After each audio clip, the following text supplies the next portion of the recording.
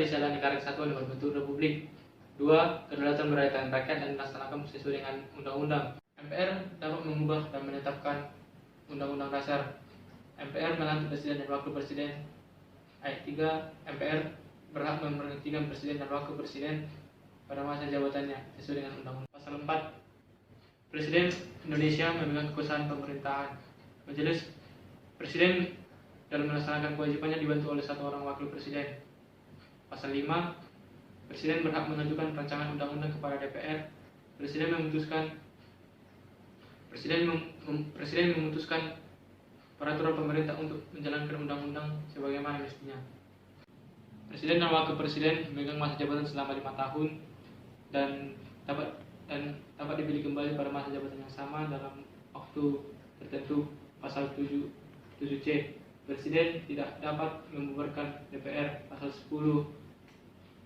Presiden memegang kekuasaan tertinggi atas angkatan darat, laut, dan udara. Pasal 12. Presiden menyatakan keadaan bahaya, syarat-syarat dan akibat keadaan bahaya diatur dengan undang-undang sebagaimana mestinya. DPR dipilih melalui pemilihan umum. Susunan DPR diatur dengan undang-undang. Ayat 3.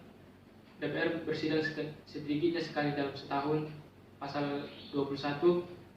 DPR berhak mengajukan rancangan undang-undang. Pasal 23B. Macam dan nilai mata uang diatur dengan undang-undang. Pasal 33C. Hal-hal yang mengenai keuangan negara diatur dengan undang-undang. Pasal 23G. Badan Pemeriksa Keuangan berkedudukan di ibu kota negara dan memiliki perwakilan di setiap provinsi. Ayat 2.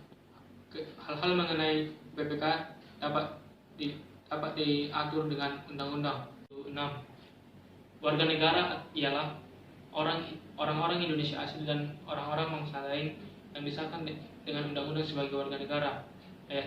Ayat 2. Penduduk adalah orang-orang Indonesia asli dan orang-orang bangsa lain yang bertempat tinggal di Indonesia. Hal-hal yang mengenai warga negara dan penduduk diatur dengan undang-undang. Pasal 28. Kemerdekaan berserikat dan mengeluarkan pendapat secara lisan dan tulisan diatur dengan undang-undang.